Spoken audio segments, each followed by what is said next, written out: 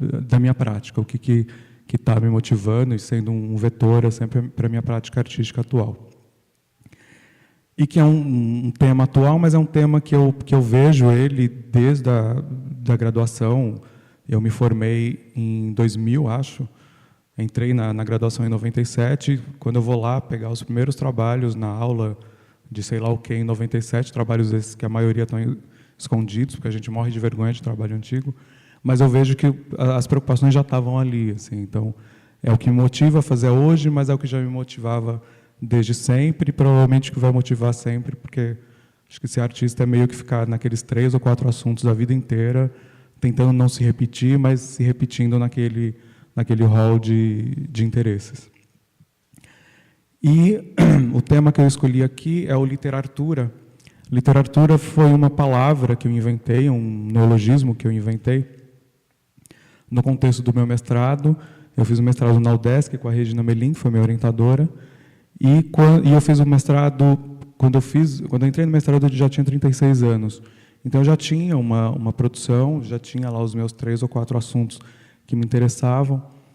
E aí eu fiquei pensando o que eu deveria levar para o mestrado, o que eu deveria... Eu já tinha uma pesquisa como artista e o que me faria levar essa pesquisa para a academia. Tanto que fosse um motivo ou um desafio para mim, para que eu levasse isso para a academia e tivesse esse tempo para levar essa pesquisa adiante, mas também algo que eu acreditasse que fosse interessante como assunto colocar na discussão acadêmica.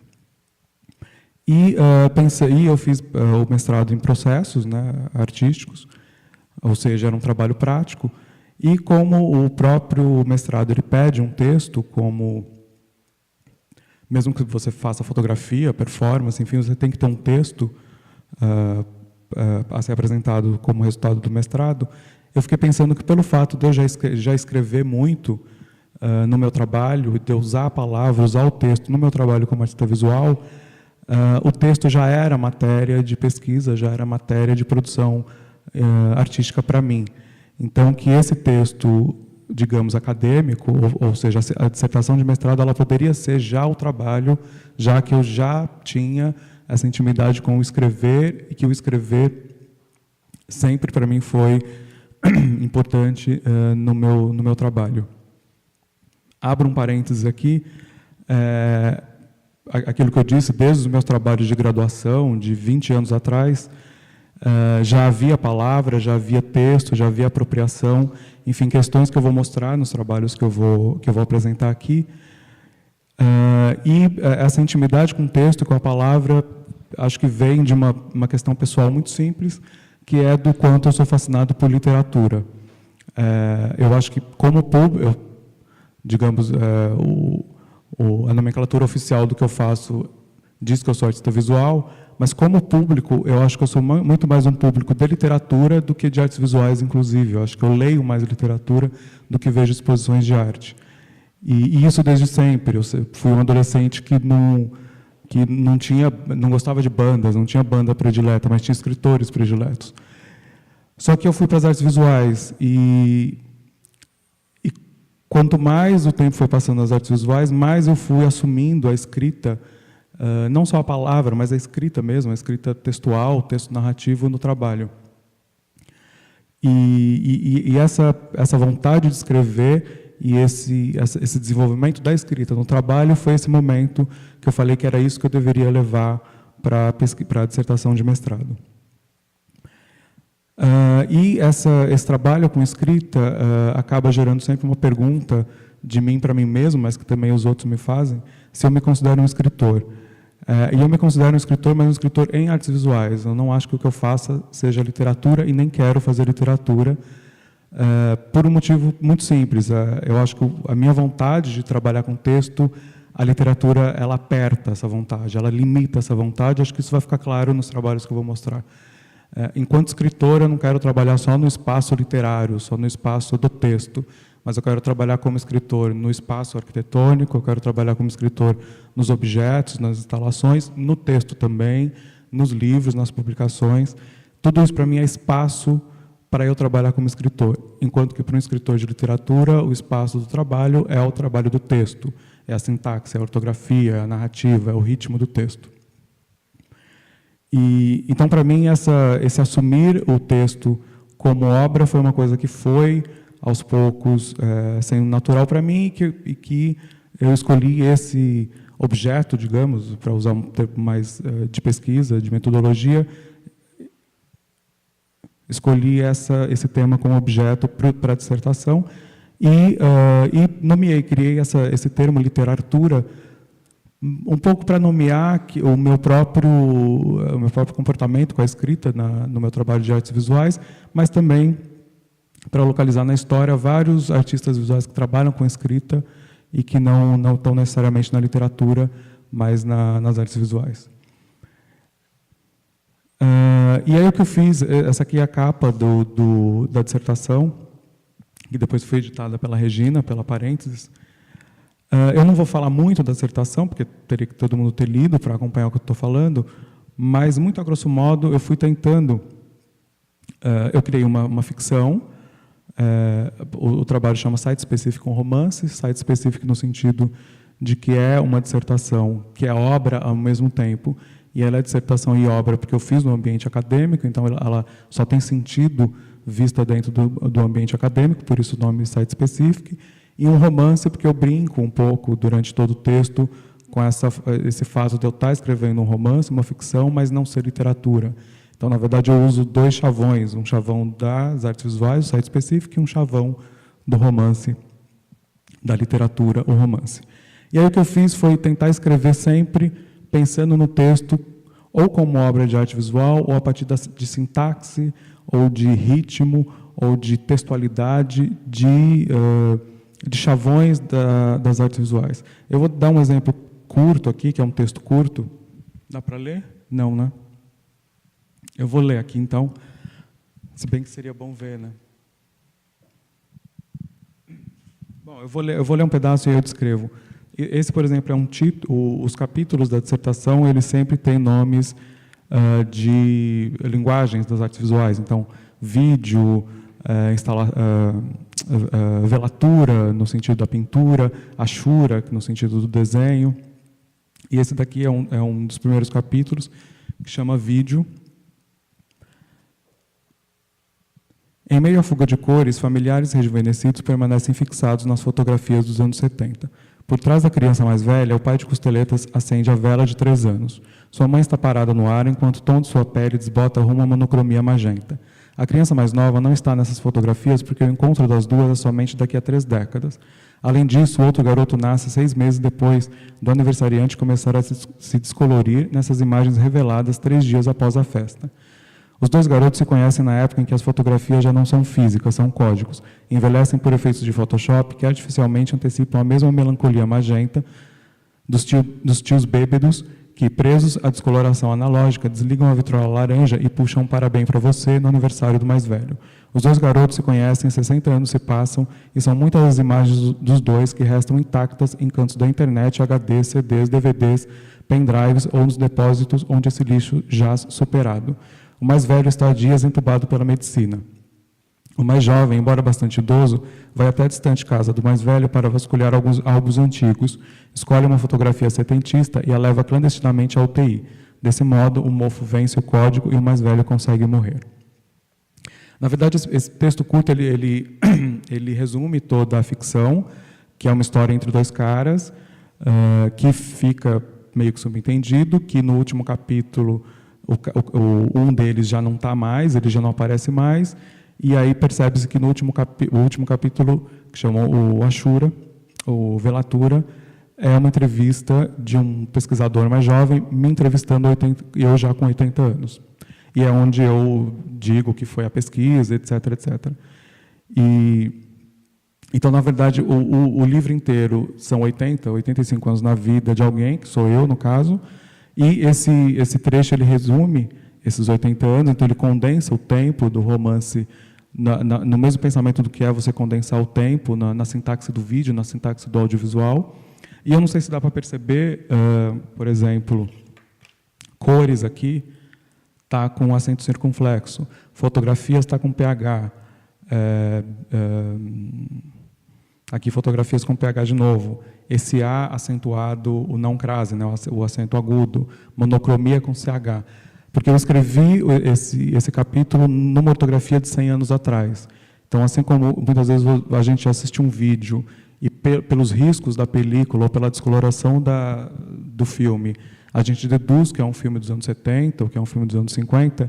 Então, esse machucar do olho, da visualidade, que pela visualidade você deduz a idade daquela obra, eu traduzi isso para a escrita usando uma ortografia antiga, que o olho, a princípio, vê como erro de ortografia, mas que, à medida que vai lendo, vê que é um texto escrito 100 anos atrás, ou 80 anos atrás.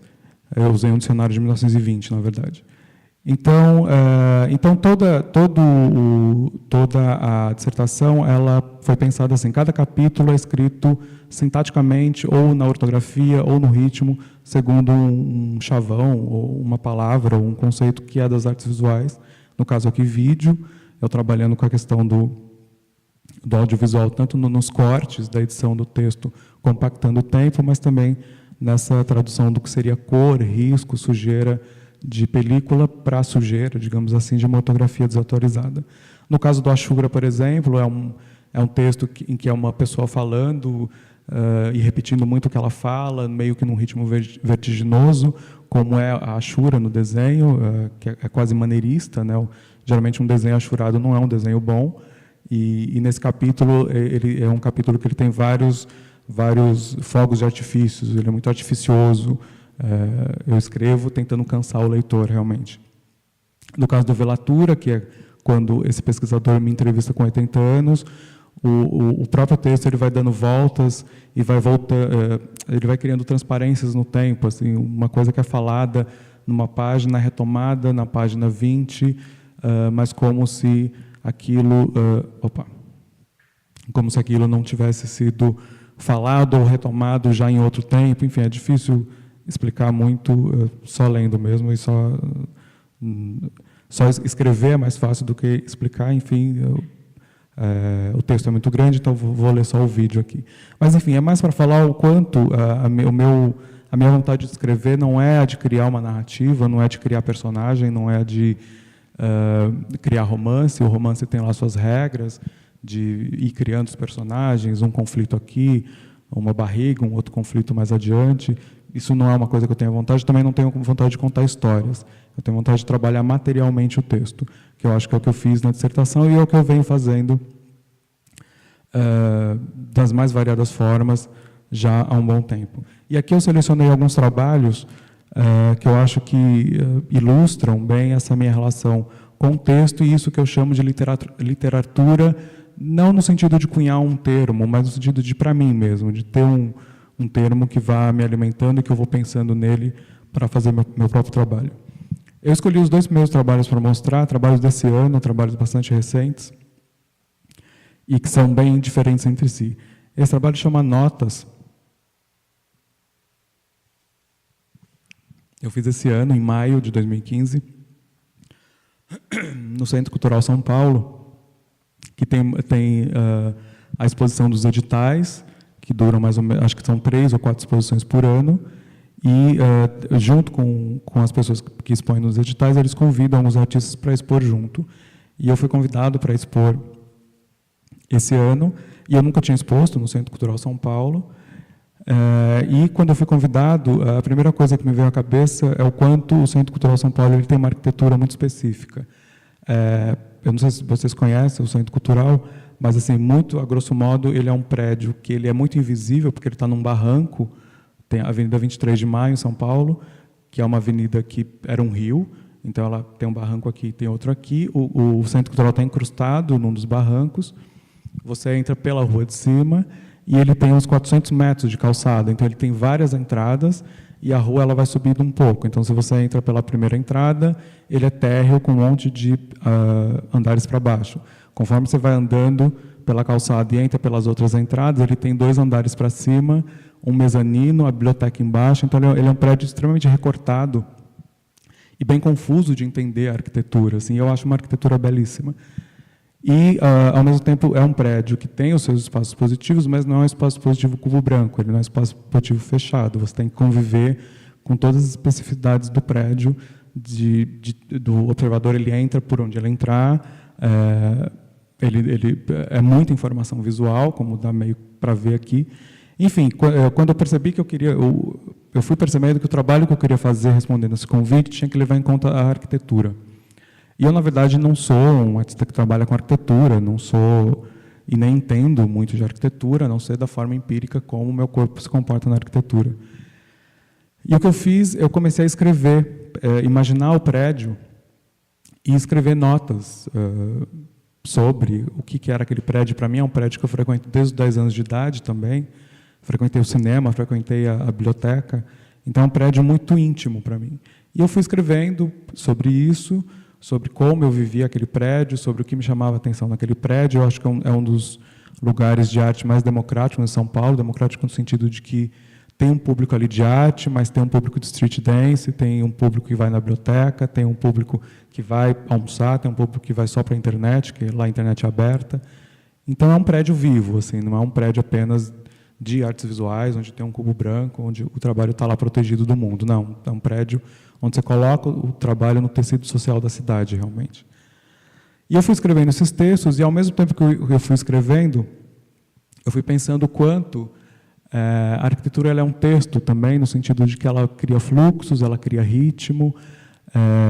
Se a gente tem a noção de que falar, ou de que a linguagem ela te dá a liberdade de falar, mas não, a gente sempre fala por sujeito, verbo, predicado, a gente sempre tem que falar de um modo ordenado, que eu estou tentando fazer aqui, e é difícil.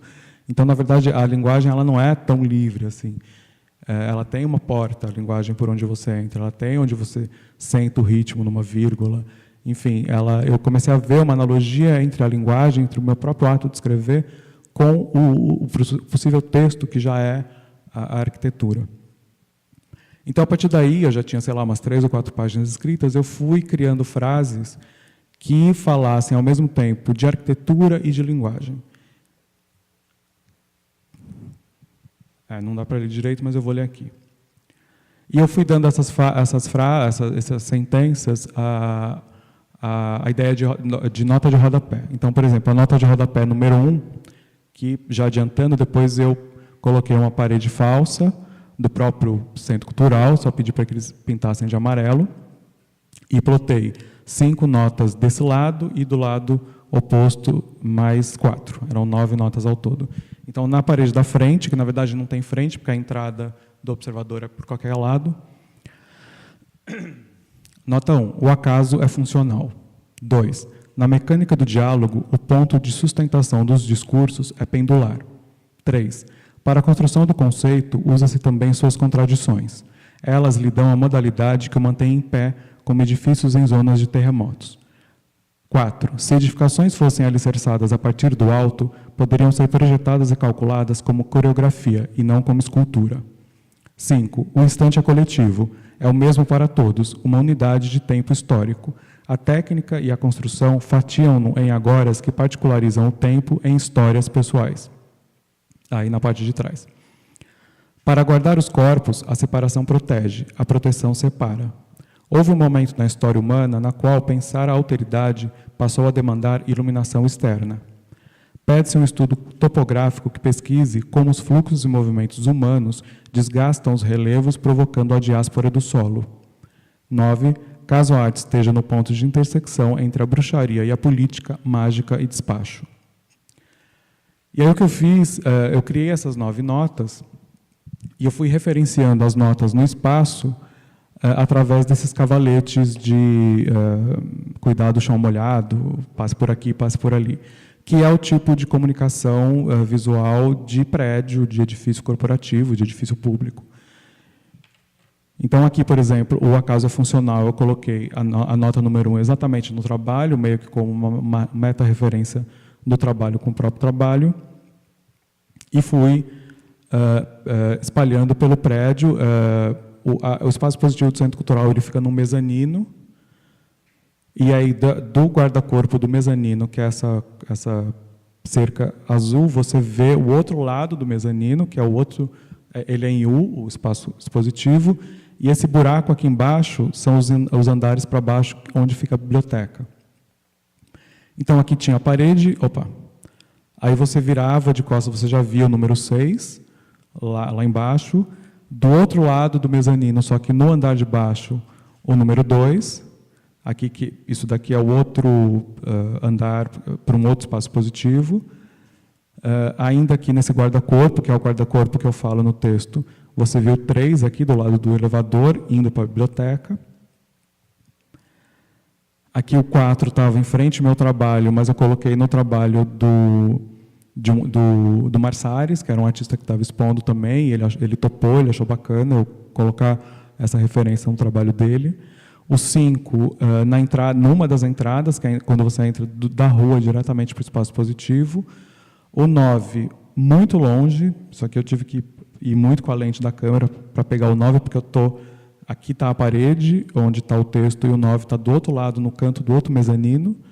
O 6, aqui que vocês tinham visto. O 7, na rampa, que vai para a biblioteca. O 9, na estrutura que segura todas as rampas. E fora os números, eu fui também pontuando o espaço,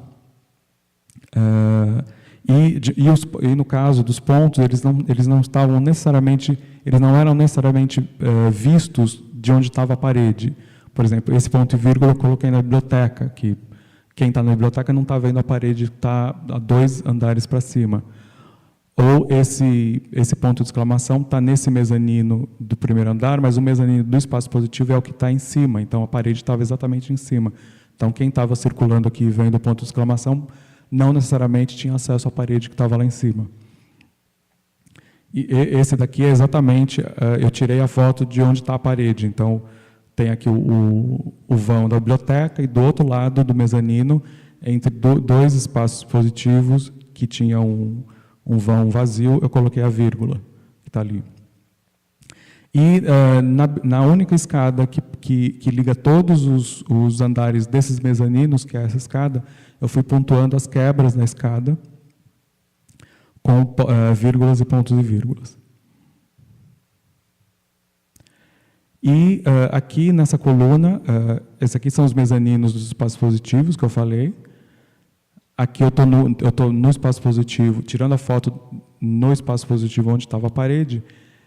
E aqui é a biblioteca, e você vê aqui a coluna central de todo o centro cultural, que é essa coluna que sustenta toda a arquitetura, e que tem aqui na frente a pedra fundante, que tem lá o nome do prefeito biônico, que foi feito na época da ditadura, o nome de não sei quem, do secretário, a pedra fundante do centro cultural, e onde eu coloquei as aspas, que eram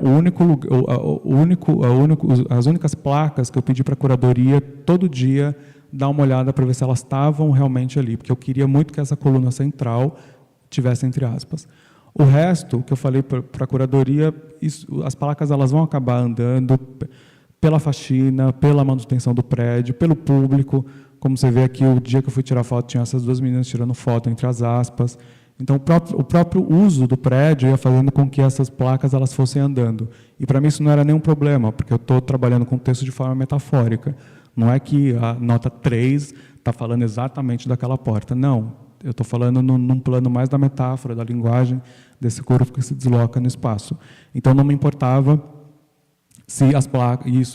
a exposição ficou 2 meses. Em 2 meses, as placas elas vão andando pelo próprio uso do prédio. Mas as aspas eu queria que ficassem na coluna central, como de botar a sustentação física do prédio entre aspas.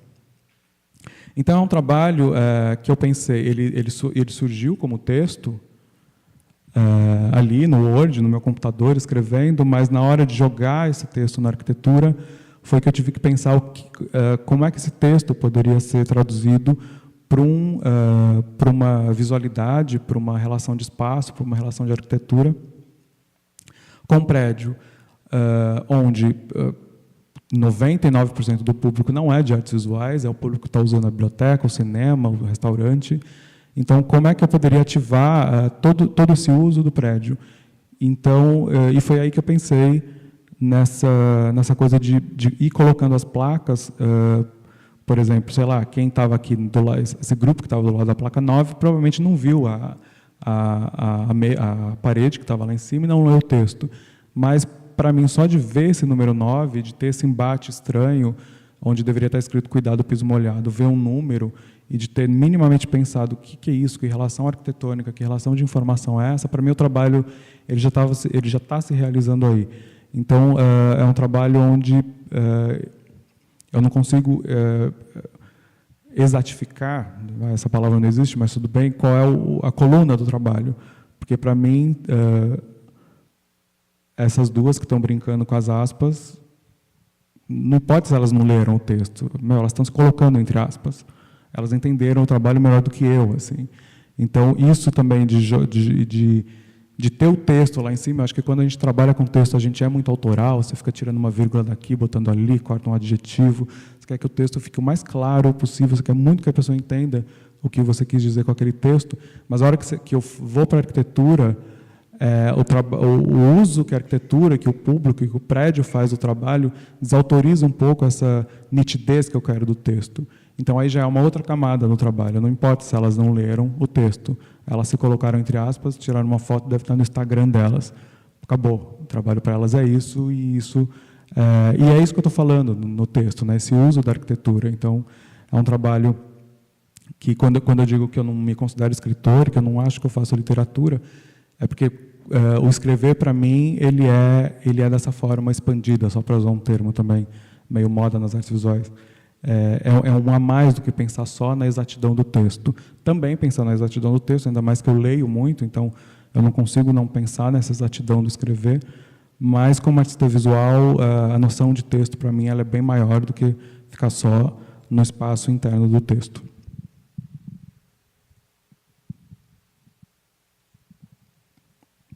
Aqui é no mezanino contrário. E uma coisa que eu não tinha pensado, mas é aquilo, né? Quando você faz o trabalho, ele te surpreende, você leva uns sustos, assim. Era o quanto ele ficou parecendo um post-it na arquitetura. Né? Porque eu tinha noção de que de muitos lugares do Centro Cultural você ia ver aquela coisa amarela, porque o Centro Cultural tem essa arquitetura aberta. Mas quando eu vi que ele era um post-it, eu falei, nossa, o próprio trabalho me surpreendeu e foi mais inteligente que eu ainda, se colocando como amarelo, porque, na verdade, eu escolhi o amarelo para que as placas, que geralmente são amarelas, fizessem essa ligação muito, muito direta com o texto que estava lá em cima. Mas aí virou um post-it que eu achei bacana, assim.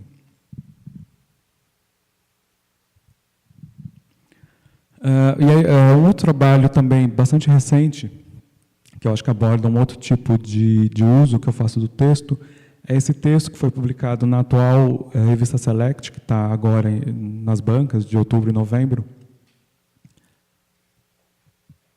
Eu vou ler só um trecho, porque ele é um pouco grande. Mas, enfim, a revista Select desse mês, desse bimestre, né, ela é sobre performance. E quando a editora, a Paula Ozugaray, entrou em contato comigo, na verdade, ela entrou em contato comigo perguntando se eu queria publicar um texto do Performer, que é um personagem que eu criei em 2005, que é um performer, que é um personagem que eu criei performances para ele, mas são performances que eu não faço e nunca vou fazer, ele quem faz.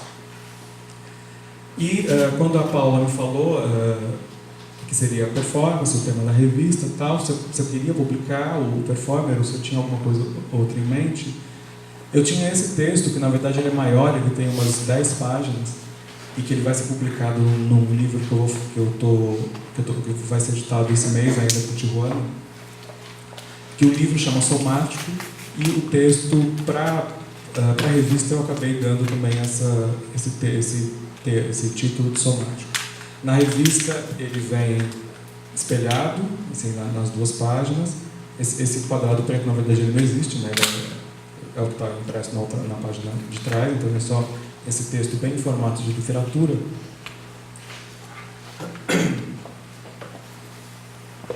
Eu vou ler um trecho só para... O outro vem caindo em direção à mão esquerda, enquanto esta joga a política para o alto com as pontas dos dedos. Acima, começam a enfraquecer os impulsos ascendentes do desejo e da burocracia, lançados há pouco e de modo quase simultâneo pelas mãos esquerda e direita, que agora preparam-se para agarrar o outro. No caso da esquerda, que acaba de jogar a política para o alto e amparar o biopoder. No caso da direita, que acaba de soltar no ar a burocracia. Aproveitando o pequeno atraso do desejo ainda em ascensão, a mão direita lança o biopoder o mais alto possível, estica-se e segura novamente a burocracia por breve fração de segundo, para então soltá-la com força para o alto à esquerda e amparar mais à frente e abaixo o desejo que é então passado em um lance curto para a mão esquerda. Eu estou aqui, eu vou vir para cá agora. A mão esquerda segura o pós-colonialismo por um breve instante, gira-se para o lado interno e o lança acima com um impulso forte para, antes de tocar com os dedos a infância que lhe é passada pela mão direita, agarrar no ar a metafísica, mantê-la por um momento entre os dedos, girar e lançá-la para o alto à direita, aproveitando este movimento para receber a infância da mão direita, lançá-la para o mais alto possível, posicionar-se abaixo e amparar a violência interna. Antes de amparar a violência, a mão esquerda recebe, num passe curto, o judaico-cristão da mão direita e apenas com a ponta dos dedos o impulsiona com força para cima para então agarrar a violência, segurando-a por um breve instante e lançando-a o mais alto possível.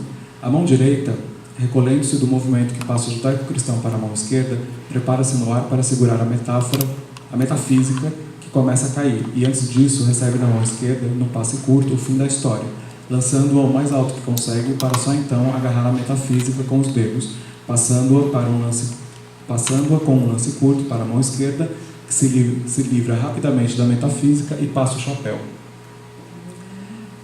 Então, quando a Paula me convidou para publicar algum texto que fosse performance, ou que tivesse a ver com performance, eu pensei nesse, que era um texto que já estava pronto, que é essa narração desse corpo fazendo malabarismo com termos como o outro, a política, o desejo, a burocracia, o biopoder, o ego, o ciclo de sobrevivência, a solidão, a libido, o fármaco, o pós-humano, etc, etc. Dá para ver. Sempre o que está em negrito, o que está em bold, são os conceitos. Então, burocracia, biopoder, o outro, desejo, etc. De modo que, quando eu fui construindo o texto, eu tinha a preocupação dele ser verossímil. Então, se a mão esquerda joga o biopoder para um lado, uma hora ele vai ter que aparecer de novo no texto, sendo segurado pela mão esquerda, que acabou de jogar a política para o alto. Então, logo também eu ia ter que dar conta de que a política está no alto, ela teria que ser pega.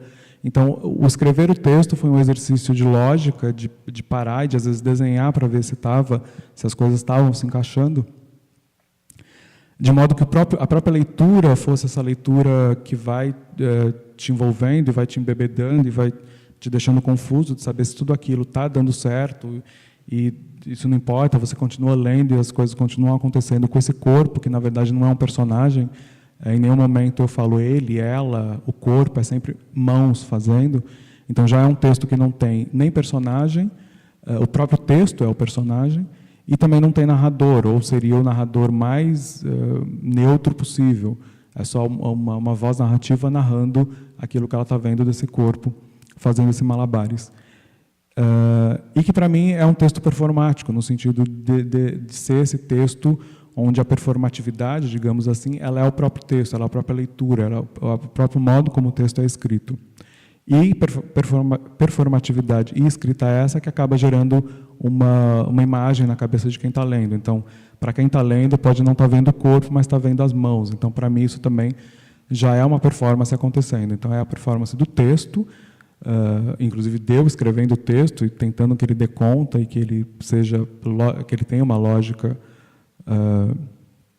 que aconteça, é a performance do leitor, e ele também tem essa questão visual dos bolds também acabarem desenhando todos esses conceitos que estão no ar do texto, que estão sendo jogados no texto, então você vê esses bolds todos também como se eles estivessem no ar sendo jogados por essa mão.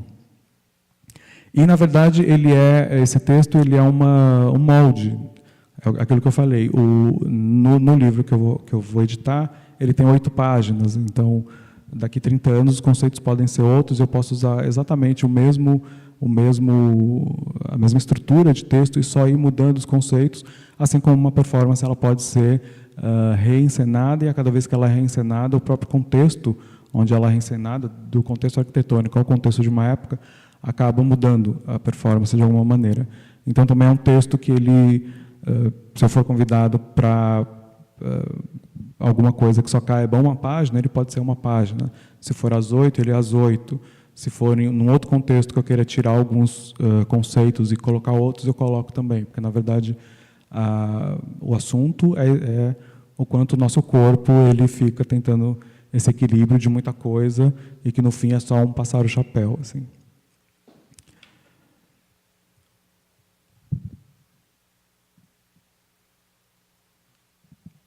Eu mostrei até agora trabalhos que eu efetivamente escrevo, no sentido clássico da palavra escrever, mas, e eu estou indo aqui de trás para frente, na verdade, eu estou mostrando trabalhos mais recentes, mas eu acho que quando eu comecei a trabalhar com palavra, com texto, há 15, 20 anos atrás, tinha, e tem ainda, mas eu acho que eu me sentia mais confortável com a apropriação do que realmente de me colocar como autor. Não que eu acho que quando eu me aproprio eu não sou autor, mas no sentido de escrever mesmo, de criar uma narrativa, de criar um personagem, enfim, eu me sentia muito mais à vontade na questão da apropriação. E a apropriação de texto é uma coisa recorrente no meu trabalho também, e eu acho que me apropriar de texto é escrever também. Assim como, quando eu falo a palavra me apropriar de texto é escrever também, eu me aproprio das palavras me apropriar de texto, me aproprio das palavras do idioma, coloco elas num sentido e falo aqui, e falo para que elas deem conta de algo que eu quero falar, então ela é uma frase autoral minha. Me apropriar de textos também, para mim, é o mesmo que me apropriar de uma palavra do idioma, colocar numa frase e conseguir dar sentido naquilo que eu quero falar. Então, esse, por exemplo, é um caso, é um trabalho desse ano também, que eu fiz por uma situação específica, por uma exposição que acontecia lá em São Paulo, numa galeria, em frente a uma praça onde tem uma feira de antiguidades todo sábado, a Praça Benedito Calixto. Não era exatamente o tema da curadoria, mas a curadoria sugeria que a praça fosse levada em conta, porque é uma curadoria que vão ser 2 exposições por ano, então, e cada exposição vai levar em conta um aspecto da praça. E quando eu fiquei pensando que trabalho eu faria, claro que o fato de ter a feira de antiguidades ali me chamava a atenção, ela é só no sábado, e a praça ela é 7 dias por semana, mas eu quis trabalhar com a ideia da feira. E eu fui na feira, eu comprei algumas revistas Manchete e o Cruzeiro, já pensando em trabalhar com esse tipo de informação gráfica, e quando eu comecei a ler, eu percebi o quanto as manchetes nos anos 60 e 70, elas eram mais literárias, elas eram até quase metafóricas, elas tinham um rebuscamento de escrita que hoje não tem mais, hoje em dia é mais direta. A alucinação coletiva, eu duvido, hoje em dia, numa revista Veja, com perdão da má palavra, uma manchete como essa. Ou eles brigam e morrem. Isso era uma manchete de uma revista. E aí o que eu fiz, eu comprei acho que umas 10, entre manchetes e cruzeiros, mais ou menos de 68 a 72. Eu fui escaneando essas manchetes e fui padronizando todas elas em preto, e tive a ideia, me ocorreu a ideia de fazer um jornal que fosse uma colagem dessas manchetes, uma colagem que não tem uma narrativa linear, mas que eu fui colando uma manchete na outra, mais criando faíscas de narrativa ou de estranhamento do que propriamente tentando criar um assunto. Claro, o jornal chama Alucinação Coletiva, que eu achei essa manchete. Eu nem me lembro exatamente qual que era o assunto da manchete, alucinação coletiva, mas acho que essa expressão ela resume muito bem o que a gente vive hoje, não só no contexto brasileiro, mas nesse contexto da gente viver com muita informação e a gente não saber dar conta desse tipo, de tanta informação e nem saber como confiar em tanta informação. Então, eu assumi o Alucinação Coletiva aqui em cima como título do jornal. Na exposição, ele ficava no chão, para as pessoas levarem.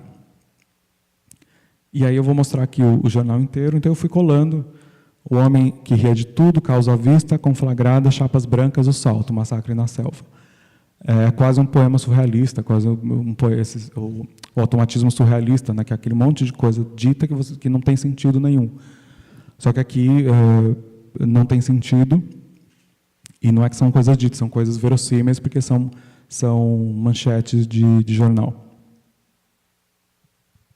E na época que eu estava fazendo o trabalho, eu vi um documentário que passa no Canal Curta, que chama Quartier Latam alguma coisa, que é um documentário sobre o maio de 68, que não tem narrador, não tem legenda, não tem nada. Tá assim, tipo, o sindicalista falando com o estudante, aí a câmera faz assim, tem um monte de gente ali botando fogo na barricada, aí corta, vai para um discurso de alguém na Sorbonne. Então também é uma coisa factual, mas que é óbvio que tem uma edição ali, o editor ele vai te levando pela edição, mas é tudo muito sem a mão pesada do editor. E o quanto, para mim, isso foi ok, para tentar entender e vivenciar o que foi Paris naquele momento. Então eu fiquei pensando também de fazer essa colagem, sem tentar uma narrativa, mas que quando você resolve mergulhar nesse monte de palavras e começa a ler, você vai tendo uma leitura do que foi esses anos, final dos 60 e 70, sem exatamente saber do que está sendo falado.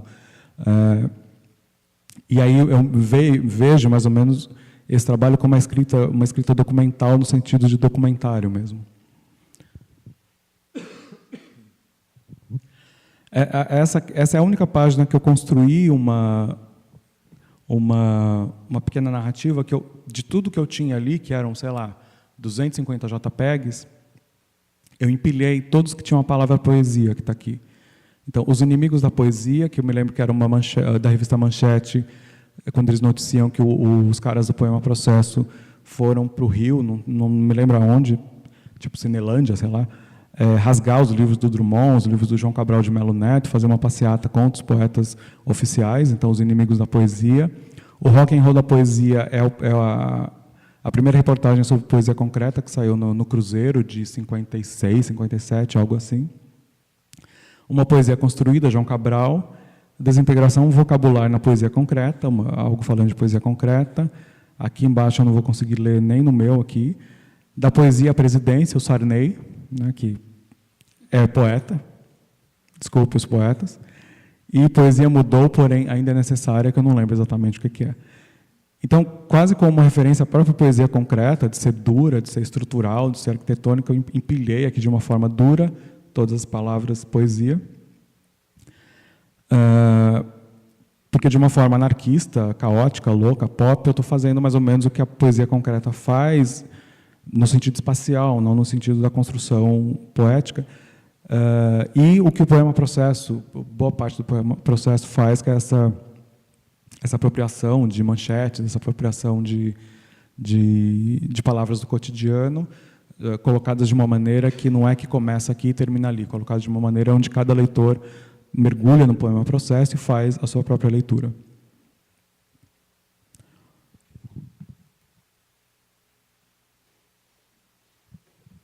Fora que tem uma questão aqui de atualidade, né? O desafio do terror, continuamos nessa.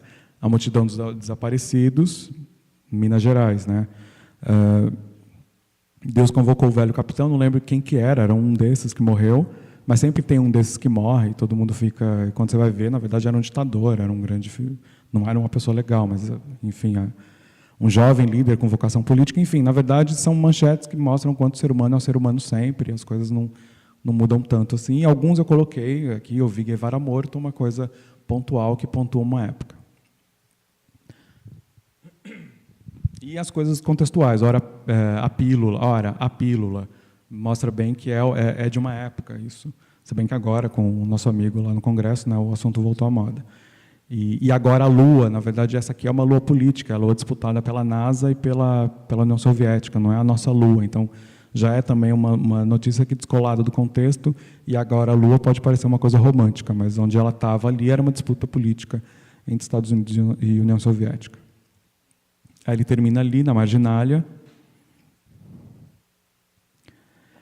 E eu tenho vários trabalhos onde eu me aproprio de textos e vou, quase que num trabalho de documentário ou de edição, colando um texto no outro para que isso faça sentido dentro daquela ideia de que eu falei, de que eu acho que falar, que é isso que eu estou fazendo aqui, também é uma apropriação, que eu estou me apropriando de vocábulos do idioma.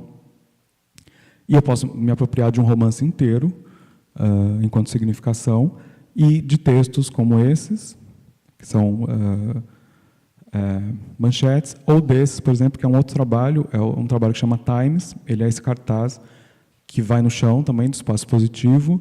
Geralmente não, eu expus 2 vezes, e nas 2 eu pedi para a curadoria que o trabalho estivesse na porta como um capacho welcome. Não vai dar para ler direito também, mas são colagens de cartazes de manifestações que eu fui pegando, roubando na internet. Nem aqui eu consigo ler muito, mas ali tem Lula ladrão, não me calo, tô lei cubana, muita coisa para o Putin, a favor do aborto, contra o aborto, a favor do casamento gay, contra o casamento gay. Enfim, eu não fui me colocando politicamente, eu fui pegando realmente uma colagem de uma época, de tudo que estava sendo reivindicado naquela época. Eu fiz o trabalho em fevereiro de 2013, então não tem o junho brasileiro aqui, porque eu meio que previ que haveria o junho brasileiro, que eu fiz antes. Então não vai ter nenhuma frase aqui do que foi as passeatas, mas tem a do Occupy, tem a da Primavera Árabe, tem várias do Chaves, que o Chaves estava vivo ainda, enfim.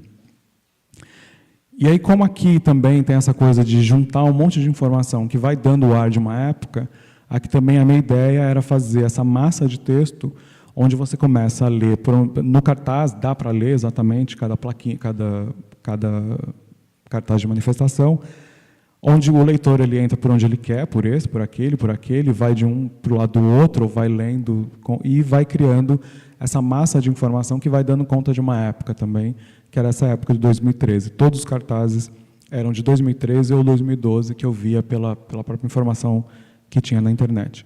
Chama Times, escrito na fonte Times, que, ao contrário dos cartazes que estão atrás, onde as pessoas desenharam, as pessoas personalizaram suas reivindicações, seus pensamentos ideológicos, etc., etc., a fonte Times é a fonte padrão no mundo inteiro, e é uma fonte padrão imperialista, porque é a fonte do jornal Times, que é inglês, e Inglaterra, imperialismo, né, quase sinônimo, e que é a fonte acadêmica também, então é a fonte que todo mundo aceita, essa fonte não pensa muito que é uma fonte imperialista. E também Times no sentido de tempo, de ser um trabalho datado, daqui a 10 anos tudo isso pode ter caído, e vai ser só um trabalho datado que um dia um tal de Fábio fez, ai, coitado, ficou ultrapassado o trabalho, né? Tudo bem. Então também eu assumi o quanto é um trabalho datado, que é um trabalho que tem validade, que daqui a pouco ele entra só como curiosidade histórica do que como um trabalho mesmo. E ele fica na porta das exposições, porque acho que ele tem uma potência performática que nunca aconteceu, que era as pessoas poderiam pegar e ir para a rua reivindicando tudo que o mundo reivindicou, o mundo exagerando naquele momento. Nunca ninguém fez isso, mas, enfim, ele fica na porta também, tanto para receber o observador, mas também para ter essa potência de que ele está quase na rua, então é só pegar e fazer a sua manifestação. Na época que eu estava fazendo o Times, eu fiz esse outro trabalho, né, dá para ver aqui que eu usei os mesmos, as mesmas imagens do Times, que eu fiz para um livro que é resultado de uma residência de uns artistas, da Maíra Dietrich, do Jaime Laureano, Leonardo Araújo, Ana Luísa Lima e tem mais alguém, Gustavo Colombini, que fizeram uma residência. O Gustavo é do teatro, a Ana Luísa crítica, da revista Tatuí, o Jaime artista, a Maíra artista, enfim, várias pessoas interessadas em escrita e na experimentação escrita fizeram uma residência, onde eles me convidaram para ir, para meio que acompanhar 2 dias o trabalho que eles estavam fazendo, e no final eles iam fazer uma publicação e me convidaram para fazer um trabalho para publicação. E eu fiz esse que chama Fragmentos de um Discurso, me apropriando do título do Barthes, né, Fragmentos de um Discurso Amoroso, mas sem o amoroso, só o título do trabalho terminando o discurso. E aí o que eu fiz, ao contrário do Times, do cartaz, onde não há personagem nenhum, a leitura é que vai te dando a ideia daquela época, eu fui criando frases nas quais eu criava um personagem absolutamente violento que transpunham para o campo da arte todas as manifestações, o inconformismo, a anemia ideológica, das pessoas indo para a rua com certa violência, sim. A gente sabe que a maioria das passeadas acabam com as polícias locais dando porrada em todo mundo. Pegando essa faísca de violência e pensando ela no campo da arte, que geralmente é tido como um campo de pensamento positivo, positivista, etc., mas que, na verdade, é também um campo de cutucar com vara curta, é também um campo de desnormatizar as coisas, de repensar simbolicamente, esteticamente também. E que fica muito claro, eu acho que quando a gente faz uma exposição e vê e se depara com alguém que não tem os nossos códigos de arte e acham que o nosso trabalho, o meu filho faria, que foi isso que você fez, que bobagem, eu odeio arte contemporânea, etc., etc. Então, eu usei esse dispositivo para criar esse personagem sempre com um texto que sai do negativo das manifestações e a hora que você abre a página, o texto está aqui no sentido correto. Então, no final do vídeo, eu não soube o que dizer e te dei um tiro no peito. Não tive o que argumentar sobre o poema e enfiei a mão na tua cara. Antes da peça começar, achei que eu não entenderia nada e ateei fogo ao teu corpo. Dentro da exposição, não compactuei com nada daquilo e te agredi com um soco inglês. Depois da apresentação, não aceitei a coreografia e te empurrei do 10º andar. Durante o letreiro final, não entendi o desfecho e te ataquei a pontapés. Desde a primeira página, não dominei o idioma e te atropelei. Enfim, eu criei então esse personagem, que é mais um enunciado que cria o personagem, um vilão, né? Geralmente, quando o escritor ele cria um personagem, mesmo quando não é um personagem tão legal, ele é um vilão, o escritor acaba criando mecanismos de fazer com que o leitor se compactue com aquele vilão, ou com aquela pessoa que não é tão legal. Aqui não, aqui eu criei um personagem, pode falar filho da puta? Pode, né? Está sendo gravado, mas tudo bem. Com vários que estão nas manifestações, que a gente não concorda com aquela placa que está ali, mas é uma pessoa que está reivindicando.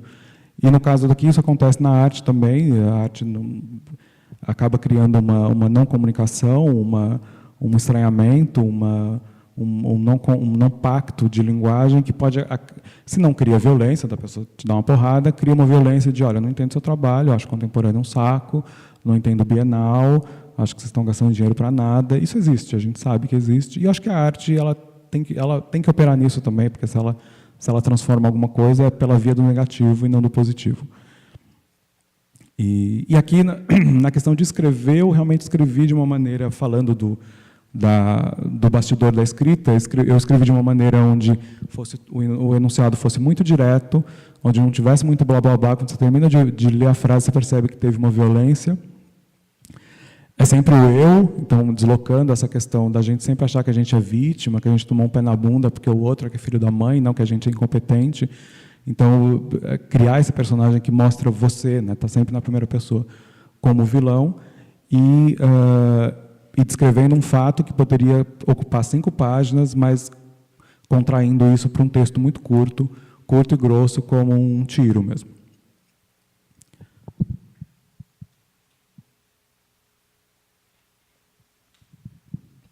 Voltando para textos que eu... Que horas são? Voltando para textos onde eu escrevo mais, digamos, do ponto de vista do que é classicamente escrever, esse é um livro também que eu lancei esse ano, chama Linguagem e Trificação. Na verdade, isso é a capa, isso é a contracapa. Você lê linguagem, aí você vira, está escrito trificação. Eu vou ler só um trechinho aqui que dá para entender o que é o trabalho. Então, vou ler aqui, ó. Não me toque, ameaçou e desviou o olhar para o outdoor Doe Sangue. Me dê alguns dias, talvez meses, e abaixou os olhos para ler siga as instruções. De certa maneira, já esperava por isso, admitiu e acatou o não fume perto do refeitório. Naquele momento, só havia a alternativa que escolhi. Defendeu-se enquanto cumpria o leia os termos de uso. Agora tanto faz, e leu no alto, anuncia aqui. Nesse instante, qualquer humor é irresponsável, e aproximou o olhar para ler Diga Não aos Anabolizantes. Percebeu o exato momento em que falei demais, e submeteu-se ao manter-se sentado. A gente achava que era impossível, e era, disse enquanto obedecia ao não jogue papel higiênico no vaso sanitário. Sim, está prometido, mas cumprir já é uma segunda promessa, disse e colocou os óculos para enxergar a instrução chegue 2 horas antes do embarque. Nunca imaginei que hoje eu estaria assim, concluiu ao ler, em caso de incêndio não use o elevador. Isso não gerou mal-entendidos? Indagou enquanto lia Use Camisinha. O texto todo, o livro todo é um diálogo, mas na verdade é um diálogo onde as falas elas não se encaixam, então pode ser um diálogo entre 2 pessoas, mas pode ser também que cada frase é dita num contexto por uma pessoa. Mas enquanto eu escrevia, eu pensava nele como uma peça de teatro mesmo, no sentido de que são 2 ou mais, enfim, pessoas falando esses textos. E sempre num tom abstrato, de DR, de quando a conversa chega num tom onde ninguém está entendendo nada do que o outro está falando, mas no plano da abstração está todo mundo meio que entendendo. E a pessoa sempre fala alguma coisa desse ponto de vista subjetivo, romântico, de relações, do eu acho, do achismo, do abstrato, e a pessoa sempre desvia o olhar e lê uma instrução muito clara dessa sociedade normativa que a gente vive, da bula de remédio ao deixar a esquerda livre. Então, são esses 2 textos sempre brigando, um texto subjetivo, pessoal, individualizado, e o texto da sociedade de controle, o texto de como a sociedade ela vai controlando as nossas ações, os nossos corpos, etc. E voltando para o espaço, também num texto escrito por mim, esse texto, esse trabalho chama Vídeo, ele é um texto adesivado na parede, a parede sempre em exposições eu pinto de preto. Então, ele chama Vídeo, mas ele é um texto adesivado, ele não é um audiovisual, ele não se mexe. E o texto é: há um momento histórico no qual um conceito move-se em torno do próprio eixo e altera sua definição, assim como a de outros conceitos que viviam em sua órbita e usavam-no para se tornarem mais precisos. Se eu não consigo dizer exatamente o que quero te dizer, e nem você é capaz de compreender exatamente o que eu quero que eu diga, talvez seja por causa desse momento histórico no qual vivemos, pois há um momento histórico no qual um conceito move-se em torno do próprio eixo e altera. Então, é um trabalho que eu escrevi, esse pequeno texto, pensando na sintaxe do vídeo e não na sintaxe da escrita. Então, ele está em looping, né? Ele começa pelo meio da palavra a, assim como quando a gente entra numa exposição de vídeo, você entra e você fala, putz, acho que onde está o momento do vídeo? Acabou de começar, a gente sempre entra pelo meio em vídeo, e no fim a gente assiste a última metade, depois assiste o resto. Ele tem 2 cenas, né? A primeira, cenas ou 2 assuntos, a primeira aqui, falando de uma questão mais abstrata, do conceito, do mundo, etc., e aqui é de baixo uma coisa mais levada na relação interpessoal, de o que eu quero te dizer, você não entende, etc., etc.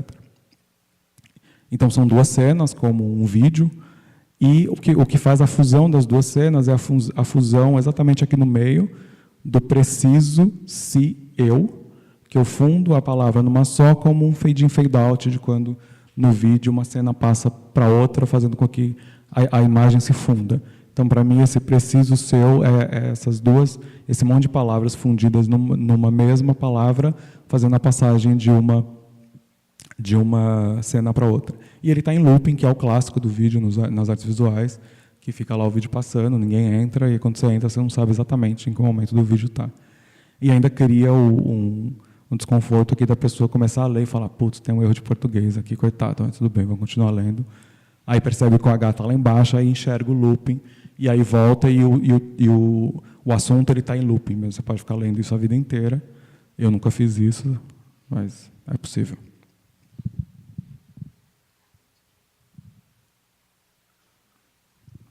Isso é uma exposição que eu fiz na Oswald de Andrade, lá em São Paulo, uma individual.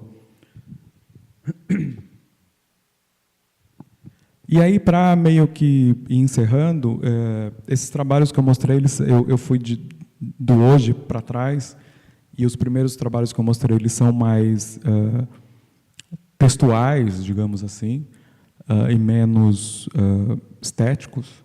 Não que eu não pense esteticamente o texto, mas o que eu achei que seria bacana aqui seria fazer uma ponte entre os trabalhos mais antigos, que é onde eu fui tomando coragem de ir trazendo a palavra e o texto para o trabalho. Acho que para eu chegar a botar uma parede amarela no espaço positivo com uma nota, primeiro eu tive que passar por me acostumar a usar a palavra, o texto, o enunciado, o texto mais longo narrativo, nos trabalhos estéticos, nos objetos, nas instalações, etc. De modo que, para mim, por exemplo, um trabalho desse chama Escombro, um trabalho de 2007, que é essa máquina de escrever desmontada, na qual no chassi só sobra a palavra livro. Para mim, isso é um texto. Isso, eu não vejo a menor diferença. Eu não estou dizendo semioticamente. Eu, comigo mesmo, dentro da minha maluquice, que é o que me faz ter vontade de fazer os trabalhos, isso é um texto tanto quanto o texto somático que eu li, que está na revista. Para mim, o fato de estar a palavra livro presa no chassi de uma máquina desmontada, isso já é um texto, que eu acabei de transformar ele em algo verbal, mas que na imagem também ele é textual.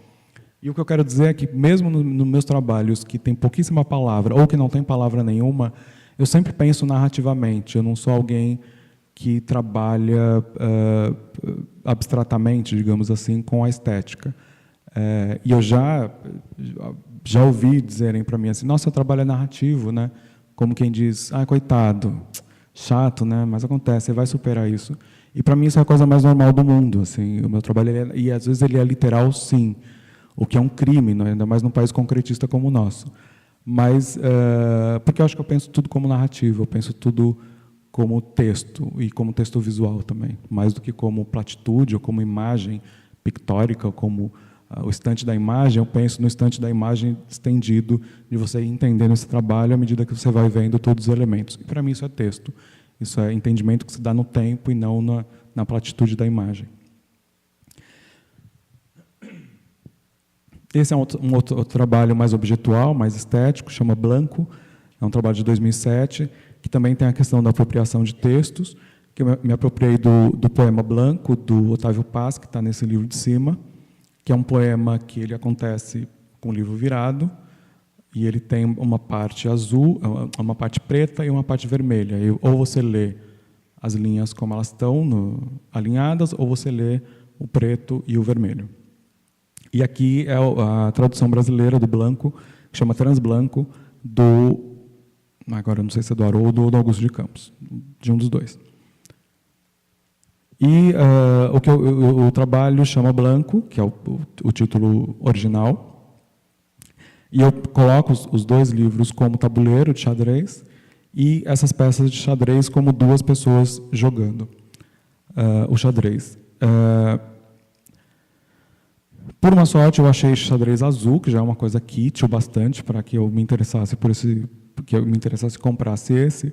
Mas, na verdade, quando eu fui comprar o xadrez, eu quis comprar 2 jogos para trabalhar só com as peças brancas.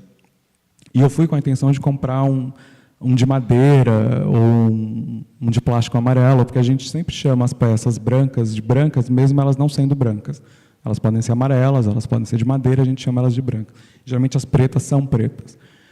Então, aludindo a essa coisa da tradução e dos deslizes de significado que uma tradução pode e sempre acarreta, eu quis trabalhar com peças que o olho perceba que é branca, mas não é branca, porque a peça branca geralmente não é branca. Então, já é um deslize de tradução daquilo que você está vendo e daquilo que você internaliza como nome.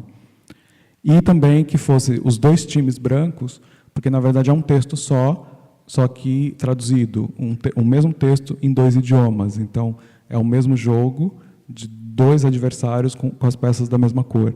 Então, pensando nisso de um texto traduzido ser parte de um jogo onde ele é o texto original, mas ele não é ao mesmo tempo.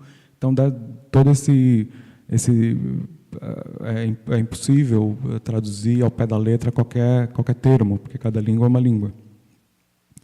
E o próprio Transblanco, da tradução brasileira chama transblanco. Então, ele também já joga com essa ideia da tradução, da transluciferação do Augusto de Campos, etc., etc.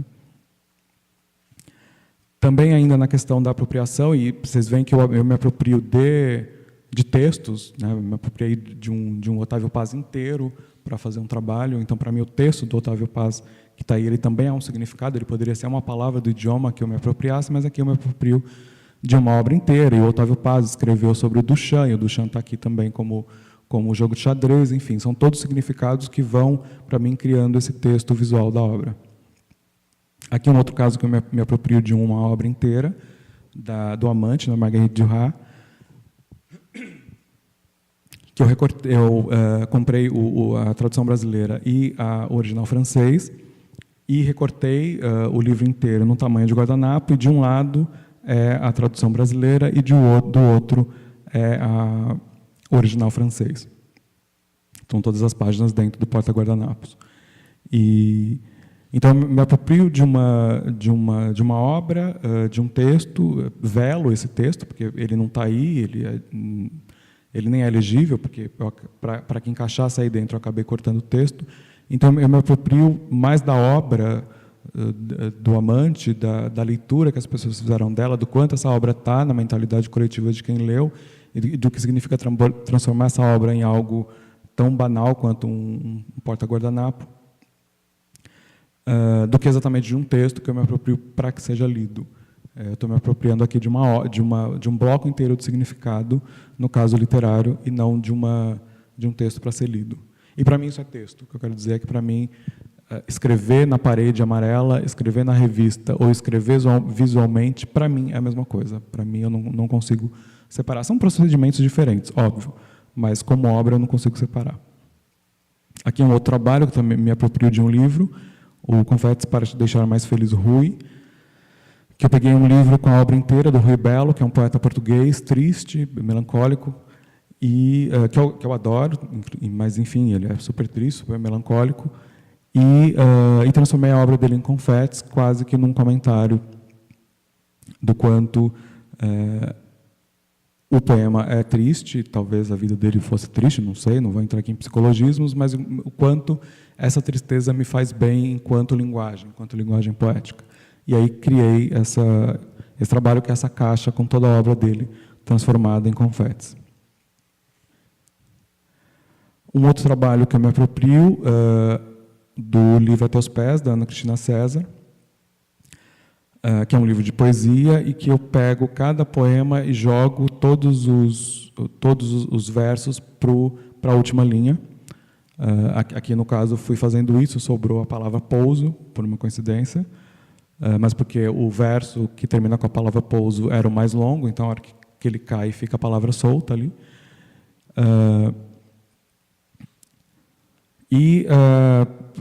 Eu fiz, todos os versos estão caídos, como uma referência ao Teus Pés, ao próprio título do trabalho, do livro de poemas da Ana Cristina. E toda a construção do livro eu pensei como um texto visual também, que desse conta de vários significados. Então, o livro está aqui dentro dessa caixa, você tira o livro, ele tem essa capa azul, que quando você vai folheando fica cinza, que quando você vira fica num cinza mais quente, aí cai num papel jornal, que também está caído na base do livro, onde vem o Aos Teus Pés e onde vem todos os poemas caídos para o chão. E toda essa ideia de queda, que está aqui na cor também, é tanto no sentido do próprio termo, A Teus Pés, mas também com uma referência biográfica, a Ana Cristina, que ela se matou pulando da varanda do apartamento. Então, a própria narrativa das cores aqui, do azul do céu, indo para o cinza de quem está vendo o chão chegar até o cinza do chão que chega, e aí começa onde está exatamente o poema. Então, foi um livro construído não para ser lido, porque eu acabo velando as palavras, porque elas estão todas caídas, mas para ser lido enquanto cor, enquanto manualidade, enquanto a forma como você vai experienciando o livro. E aí, só para fechar, eu peguei alguns trabalhos que não tem palavra nenhuma, e que eu acho que aquilo que eu falei, que mesmo em trabalhos onde eu trabalho somente com a visualidade, somente com a estética, eu penso neles como uma narrativa, mais do que como um acontecimento estético. Esse trabalho chama Oceanos, ele é uma série, na verdade, que são 4 pares de atlas, onde eu abro os 2 atlas no mesmo oceano. Aqui, no caso, é o Ártico, né? Aqui está a Rússia, e aqui está o Estreito de Bering, eu acho, que é entre o Alasca e a Rússia. E eu esculpo nas páginas do atlas pegadas de um All-Star, de um tênis. E no espaço positivo, o atlas é no chão, os 2 são no chão, um pouco por cima do outro, como uma onda que chega na praia, e dessas 2 pessoas, uma de frente para a outra. Ou seja, tudo isso que eu falei, para mim, é a narrativa do trabalho. É aquilo que eu acho que eu não preciso falar, isso é visível. E esse visível, para mim, ele é textual também, ele é narrativo, mesmo não tendo palavra nenhuma. E, por último, para fechar, um trabalho também desse ano, que não tem palavra nenhuma. Ele é esse monte de pôsteres empilhados no chão, também para o público levar na exposição. Na verdade, esse trabalho ele nasceu quando eu pesquisando numa feira de antiguidades, eu achei essas 2 fotos aqui, que esse cara que está aqui é o mesmo que está aqui, então é o mesmo grupo de amigos, sei lá. É uma foto que aqui embaixo está escrito Recife, 1930, e que, no meu olhar, eu vejo muito algumas... eu acho os 2 grupos muito gays, assim. Tipo, esse aqui está com a sobrancelha encostadinha no outro, esse daqui, além do bigodinho, está com a mão no ombro do amigo, esse aqui está meio que esfuziante, tirando uma foto com os amigos. Então, mesmo que não seja, para o meu olhar, eles são super gays, e eu assumi essa ficção, que eu sinceramente não acho que seja, como mote do trabalho, de que eles estão tirando um selfie, praticamente, em 1930, super feliz, tentando caber na foto, com todas as conotações de um comportamento gay. E foi para aquela exposição da praça, e que é uma praça que tem uma frequência gay de sábado também bastante forte, que eu quis fazer uma referência. E o que eu fiz foi, de um lado, simplesmente colocar as 2 fotos, e desse lado, do outro lado do pôster, que é o que fica na pilha, é a bandeira gay em grayscale, em cinza, então invertida nas cores, e invertida também, porque a bandeira gay geralmente não, ela é na horizontal, aqui ela é na vertical. Então, e inverti. A foto que é preto e branca, eu imprimi na offset colorida, e aquilo que é para ser festivo, colorido, que é a bandeira gay, eu imprimi em preto e branco, como uma referência temporal desses amigos que parecem que estão ali, meio que no armário, mas que, para tirar fotos, se desmontam do armário um pouco e voltam. Aqui a bandeira gay no armário, a bandeira gay disfarçada, e que acaba virando só uma informação estética, assim, desses cinzas todos. E tem uma configuração aqui de Félix González Torres, né, de ser no chão. Então também que é um artista de uma militância, digamos assim, gay, da época da AIDS, dos anos 90, etc. E que eu escolhi fechar com esse trabalho, que é um trabalho que não tem palavra nenhuma, é um trabalho, talvez, de uma leitura... Eu não sei se tudo isso que eu falei é legível para o observador, mas, para mim, é um texto visual que está impregnado no trabalho. E eu achei legal fechar com esse trabalho também, porque nem tudo aquilo que eu escrevo, ou nem tudo aquilo que eu lido como texto imagético, eu espero também que o leitor ou o observador entenda exatamente aquilo que eu quis narrar com o trabalho. Não, o que o observador entender é o que é o trabalho. A partir do momento que eu já fiz, o trabalho não é mais meu.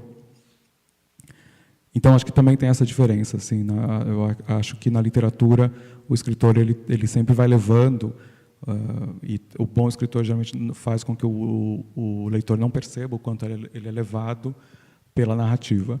Aqui não, aqui é o caso da parede amarela, lá, como cada um experienciou o trabalho, como cada um experienciou o trabalho.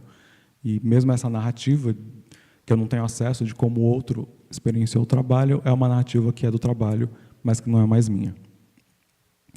Eu acho que é isso. O que eu fiz aqui foi mostrar a minha relação com o texto e o quanto ela é uma relação que passa desde o escrever, classicamente falando, até o jogar esse texto na arquitetura, ou até pensar a imagem, a estética, a objetualidade do trabalho como texto.